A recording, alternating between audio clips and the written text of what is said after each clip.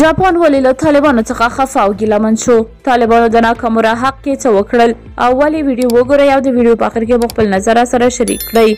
د جاپان ملي رادیو تلویزیون NHK راپور ورکړل شوی دی چې وخت د طالبانو له رسیدو وروسته په افغانستان کې د تیتسو ناکامورا د وژنې په اړه څېړنې درول شوي.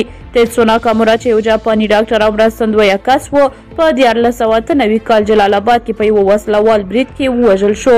طالب چارواکو د 1400 میلادي کال په لیندۍ میاشت کې ژمنه کړې وه چې د تیتسو ناکامورا د وژنې قضیه به وڅېړي. هغه مهال طالب چارواکي احمد الله وثیق ویلي و چې قاتل به یې پیدا کړي.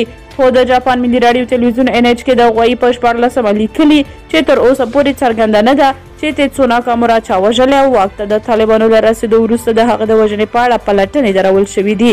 ورته مهال دغې رسنۍ خبر ورکړی دی چې په ننګرهار کې د اوبو د لګولو یو کانال چې د جوړولو چارې یې د تیتسو ناکامورا په غاړه وي بشپړې شوي دي. ویل کېږي چې د اوبو لګولو له دغه کانال څخه به څه د پاسه 14,000 ځایي اوسېدونکي او کروندګر ګټه واخلي.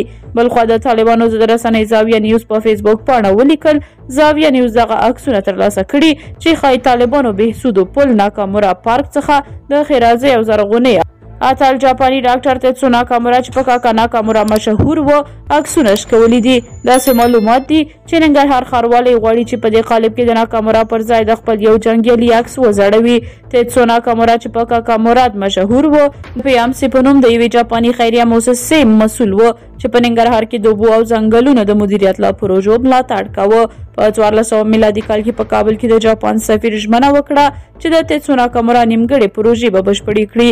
له هغه وروسته د 1402 میلادي کال د لیندۍ میاشت کې 83 کلن جاپاني انجینیر نوریو آوا افغانستان ته سفر وکړ چې د تیتسو ناکامورا د پروژو کار ته دوام ورکړي او د تیتسو ناکامورا نیمګړې پروژې بشپړې کړي.